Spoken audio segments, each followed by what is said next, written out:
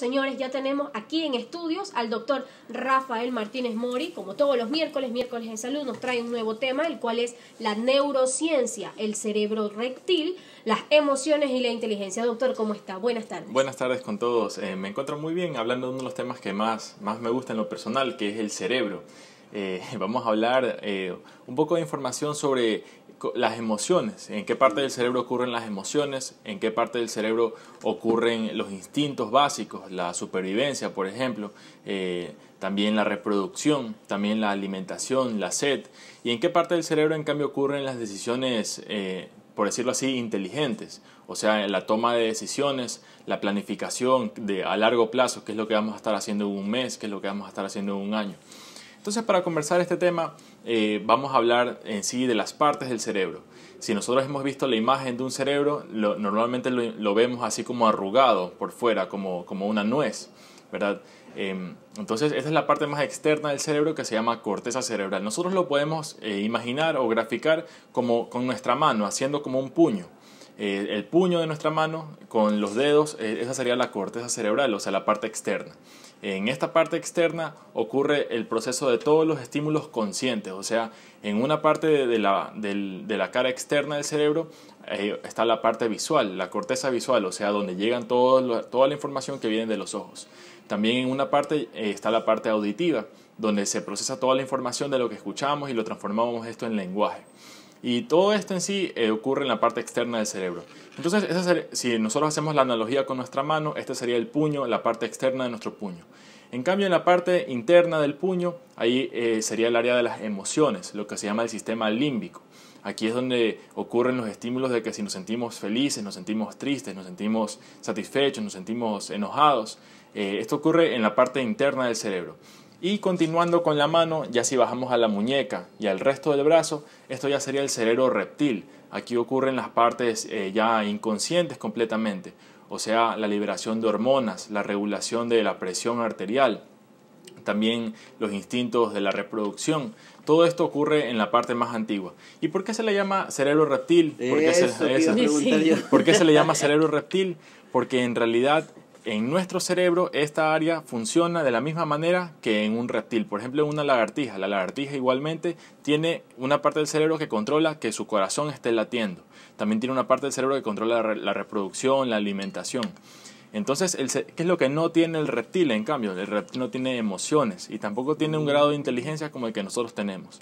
¿Qué animales, en cambio, sí tienen emociones? Los mamíferos, que pueden ser desde lo más sencillo que podría ser un ratón, una rata, pero también un perro es un mamífero, también una vaca. Y en sí, ¿cómo se caracterizan a los mamíferos? Aquellos animales que dan de lactar, los animales que en las primeras etapas de la vida tienen obligatoriamente que estar con la mamá, recibiendo leche materna para poder sobrevivir. Porque, por ejemplo, los reptiles, como sabemos, ponen los huevos y la mamá reptil pone los huevos y se va.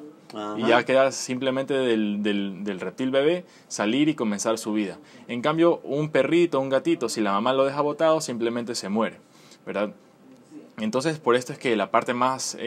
¿Y qué es lo que pasa? Que, como sabemos en la evolución, la vida en el planeta comenzó en el agua. Comenzó en realidad, los animales comenzaron a manera de peces vertebrados, peces que tienen vértebras, así como si nosotros nos comemos un pescado y vemos las vértebras, eso quiere decir que es un animal vertebrado. Los vertebrados hace miles de millones de años o millones de años comenzaron a acercarse cada vez más a las orillas.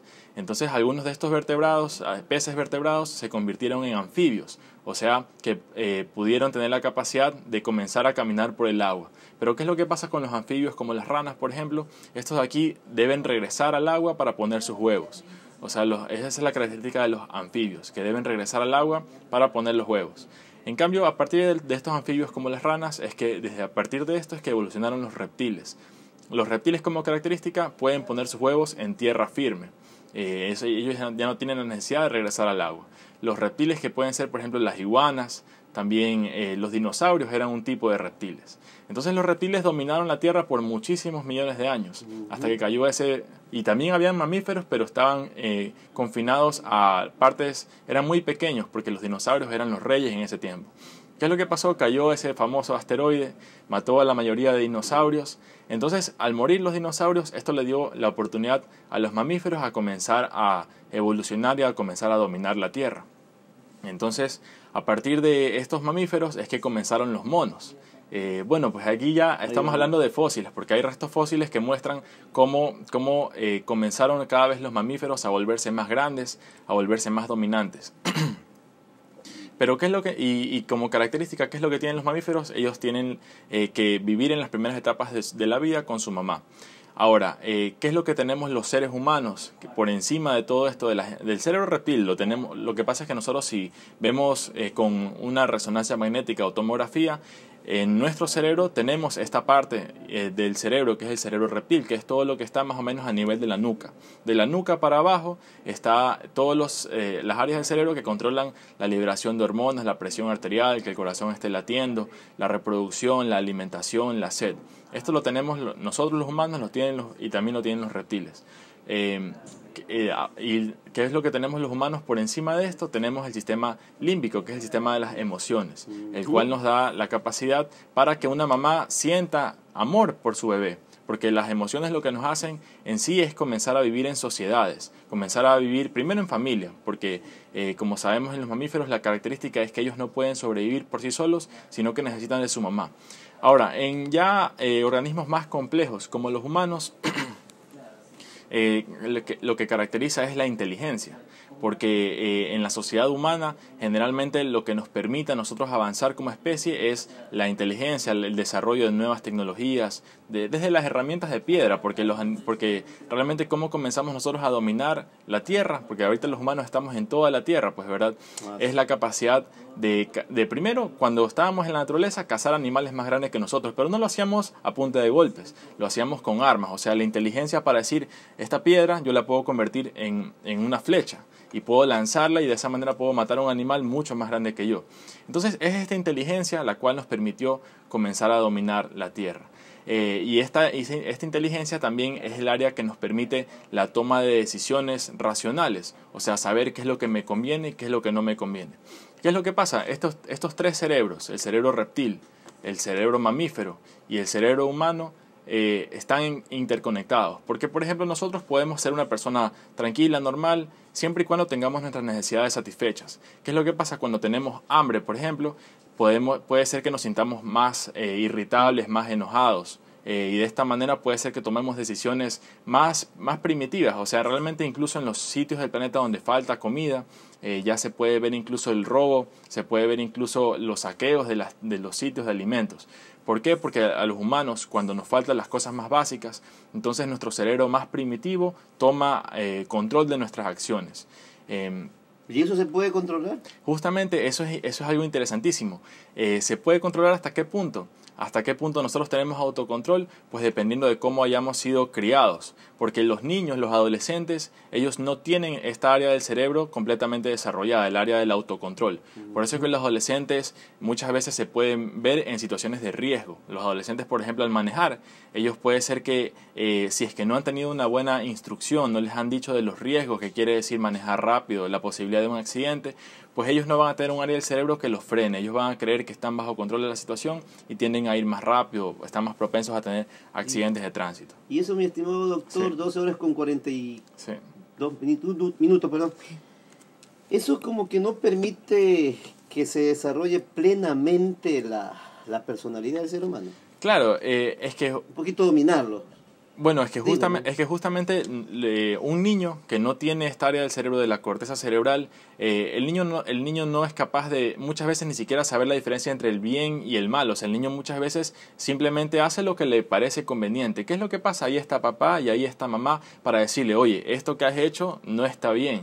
¿Y por qué no está bien? Por este motivo, por este motivo, por este otro motivo. ¿Qué es lo que pasa? Nosotros como adultos podemos ver claramente los motivos por el cual una actitud no está bien. Pero el niño, como no tiene esta área del cerebro, el niño necesita que nosotros le demos la educación. O sea, nosotros al hablar con nuestro hijo, le estamos formando en su cerebro su corteza cerebral, le estamos formando su personalidad y su capacidad para tomar buenas decisiones o malas decisiones. Si es que un joven no tiene realmente ni hermanos mayores, ni figura paterna ni materna, a quien preguntarle, ¿te parece bien lo que estoy haciendo o te parece adecuada la situación en la que me encuentro? Pues ese es un joven que más fácilmente se va a descarrilar en la vida. Entonces, justamente lo que estamos tratando de comunicar es que nosotros como adultos, al hablar con un niño, le estamos formando su cerebro, le estamos formando su capacidad para tomar decisiones. Y ahí se lo está moldando prácticamente. Lo estamos moldeando, o sea, cada vez que nosotros aprendemos una información nueva, eso quiere decir que en nuestro cerebro las neuronas están interconectándose. Entonces, a nosotros, por ejemplo, aprender a manejar un carro o manejar una bicicleta, a medida que vamos haciendo la práctica y error, nuestro cerebro va formando conexiones que nos permiten en el futuro comenzar a poder hacer eso. Facundo Cabral decía, Sí. Facundo Cabral decía, si nos sacaran todas las, disculpándole la expresión, todas las pendejadas que nos enseñaron en el colegio, tuviéramos un gran espacio, decía Facundo Cabral. Ahí cuando yo le decía, cuando se le está enseñando al niño, no se lo está amoldando a un sistema actual que realmente no es bueno. Es decir, ya nos hemos dado cuenta que el sistema en que vivimos realmente no Ese es un punto bien interesante. O sea, ¿hasta qué punto debemos nosotros modificar la sociedad actual? Porque la sociedad indudablemente nos ha llevado a cosas que antes no teníamos. Por ejemplo, la luz eléctrica. Por ejemplo, el internet. O sea, todas estas son cosas que hasta cierto punto han sido buenas. Sin embargo, quedan muchas cosas por mejorar en el futuro. Entonces, ahí está el dato. Justamente nosotros, ¿cómo podemos determinar? Un ejemplo muy común, el de la violencia intrafamiliar. De pronto, en años anteriores, en décadas anteriores, lo más común es que en la casa se domina a partir del golpe. Es decir, la letra con sangre entra, se decía supuestamente. Eso, digamos que nos sirvió hasta cierto punto. Hoy en día sabemos que puede ser que cierta parte del conocimiento entre con sangre, cierta parte de la educación puede ser que con intimidación se pueda obligar a un niño a estudiar, pero ya hoy en día sabemos que no es la mejor manera, que para que el niño pueda aprender no puede estar en ese cerebro, ese cerebro no puede estar con la adrenalina, porque cuando el niño se asusta, cuando le dicen, si sacas mal, te voy a dar la paliza en la casa, pues el niño va a sentir que por miedo va a querer estudiar. Pero hay niños que en cierta parte un poco saben, porque pueden ver noticias o escuchan a los mayores, y el padre que le vaya a pegar, el niño de una dice, si tú me pegas te denuncio. Hay niños que ya conocen y saben muy bien cuáles son sus derechos, pero hay otros niños que no se les ha un poco explicado, un poco instruido acerca de los derechos que ellos tienen. O también a los mismos padres, decirles que hoy en día se sabe que si un niño es constantemente golpeado, eso le afecta negativamente su desarrollo. Y como usted dice, Gregorio, hay muchas cosas en la sociedad que han sido buenas y que nos han servido hasta ahora, pero hay otras cosas que han sido malas también. Claro. Y justamente está en nosotros, en el presente, determinar qué es lo que ha estado bien, qué es lo que ha estado mal. Y en lo que hemos estado mal, pues tener la humildad de cambiarlo, de mejorarlo. Entonces justamente nosotros estamos ahí. La difusión de información sirve para determinar qué cosas han servido y qué cosas no. Como un ejemplo es esto de la educación. Eso solamente sería un ejemplo como tal. Pero en sí, el cerebro humano sí va a seguir en desarrollo, porque lo que hemos hablado ahorita es de la evolución del cerebro. Las áreas del cerebro reptil han sido lo más antiguo. Luego viene el cerebro mamífero, porque la naturaleza construye una cosa sobre la otra. Como decíamos en el modelo de nuestro puño, de nuestra mano, el cerebro reptil quiere decir todo lo que está de nuestra... Si hacemos un puño con la mano, el cerebro reptil es todo lo que está de nuestra muñeca hacia abajo. Por encima de los reptiles salieron los mamíferos. O sea que el cerebro mamífero, el cerebro de las emociones, está evolutivamente más avanzado que este cerebro reptil. Y por encima de este sistema emocional, por encima en el modelo de la mano, la parte de nuestro puño vendría a ser la inteligencia. O sea, el saber que a veces nosotros nos podemos sentir molestos, nos podemos sentir enojados. Pero lo correcto, lo más ideal, lo que nos va a convenir, no es dejar rienda suelta a nuestro enojo, a nuestras emociones. Porque por encima de las emociones está la inteligencia. La violencia contra la inteligencia, como hay una frase por ahí, ¿verdad? Y todos perdemos el control en algún momento. ¿Cuál es la idea? Tratar siempre de no dejar rienda suelta a las emociones, sino tener un freno, un autocontrol que nos permita, porque muchas veces cuando actuamos de manera enojada, impulsiva, en el momento pareciera que estamos haciendo la cosa que más nos conviene, pero después nos vamos a arrepentir y probablemente tengamos consecuencias negativas a partir de un exabrupto, le gritamos a una persona, incluso puede ser que le hayamos golpeado a alguien. En el momento lo hicimos ¿Por qué? Porque nos dejamos llevar por nuestras emociones. O sea, nuestro cerebro reptil, que es el de la supervivencia, se sintió amenazado. De pronto en una situación nos sentimos amenazados por otra persona. Nos dio enojo, nos dio miedo. ¿Y qué es lo que pasa? Por medio de este enojo, de este miedo, nos dejamos llevar. Porque el sistema emocional tuvo control sobre nuestro cuerpo. O sea, ya cuando nosotros nos sentimos enojados o con miedo, nosotros nos dejamos llevar por estas emociones y la corteza cerebral, la parte más inteligente, como que disminuye su intensidad. O sea, nosotros como que poco a poco perdemos el control. Y de esto depende el tipo de ser humano que construyamos prácticamente, ¿no? O sea, porque yo pienso que claro, desde su punto de vista, sí, pienso que al ser humano desde niño se lo va construyendo, ¿no? claro que sí. Bueno, ahí sería la pregunta, ¿hacia qué tipo de sociedad queremos ir? ¿Una sociedad impulsiva? ¿Una sociedad que se deje llevar por el enojo? ¿O una sociedad cada vez más pacífica? Que puede ser que hayan cosas en el entorno que no nos gusten, ¿verdad? Pero no por eso vamos a actuar de manera violenta. Justamente a los niños, nosotros no queremos que nuestros hijos en una situación pierdan el control, o sea, no queremos que se estén peleando con los compañeros en la clase, en el barrio, pero si es que los niños nos han visto a nosotros actuar de esa manera, pues no les hemos, ellos actúan según lo que han visto en casa. O sea, un papá que sabe mantener el control, por estresante que sea la situación, el niño no lo ve perder el control al papá. El niño va a estar copiando ese aspecto de la personalidad. Y cuando ese niño sea un joven o sea un adulto joven y esté en una situación en la cual se siente enojado, pues ¿qué es lo que vio hacer? Si el papá siempre en una situación así estresante, el niño veía que el papá enojaba, botaba las cosas, gritaba y mandaba a donde sea a todo el mundo, pues el niño va a decir, bueno, así va a ser normal. En cambio si papá de hecho es una persona que se sabe controlar, que no pierde la cordura, no pierde la paciencia, sino que actúa con la inteligencia, que se supone que lo que pasa es que es difícil.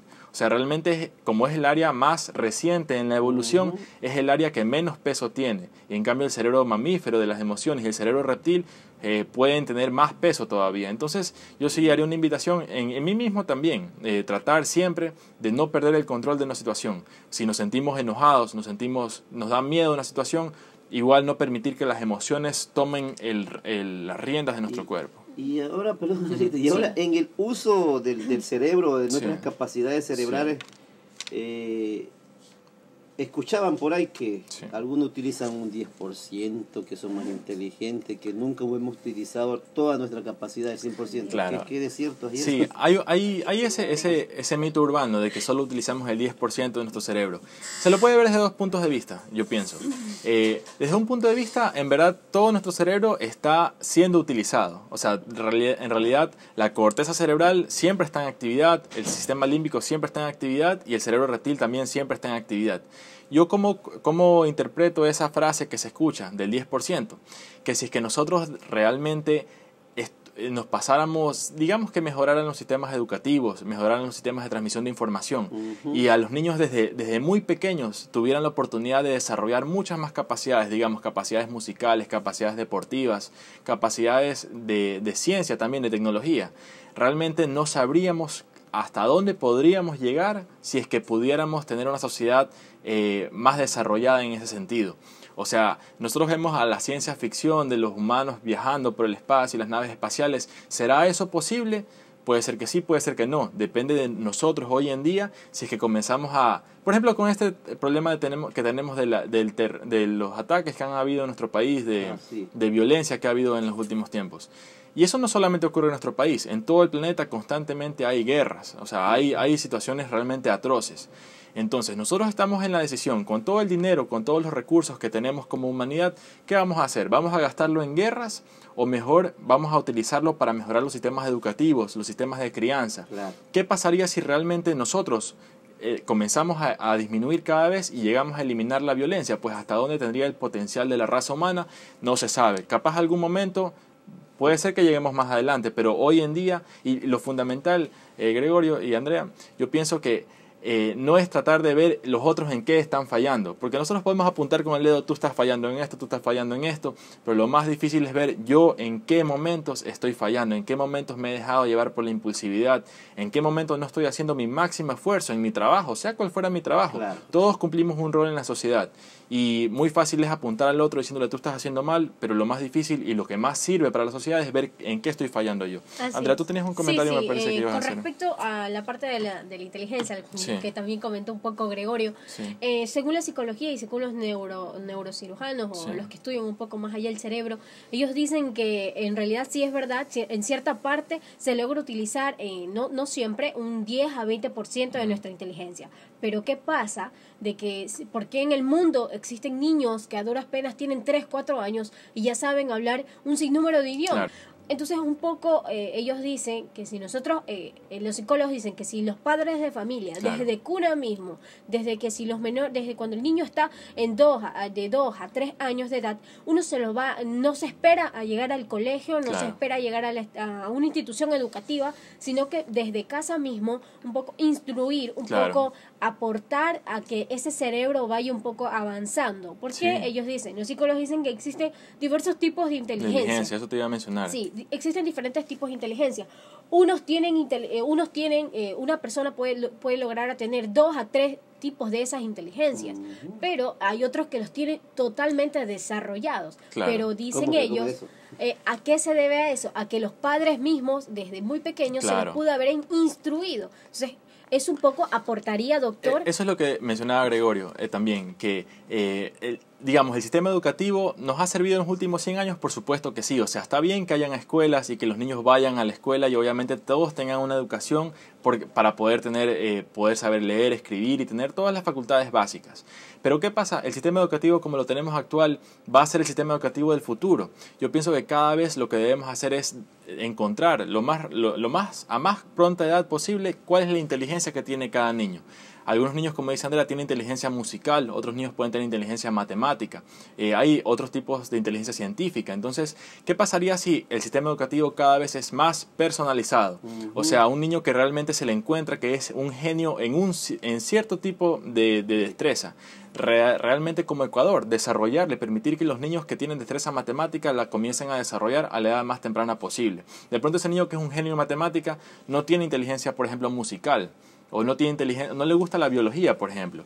Entonces yo pienso que los niños deberíamos exponencialmente darle espacio para que su capacidad se desarrolle. Y de esa manera vamos a ver en el futuro si es que podemos o no llegar a una sociedad mucho más avanzada, pero siempre tomando en cuenta lo que está en nuestras manos, o sea, cambiar nosotros, cambiar nuestra familia, y de esa manera veremos en el entorno, en la sociedad, un avance más adelante.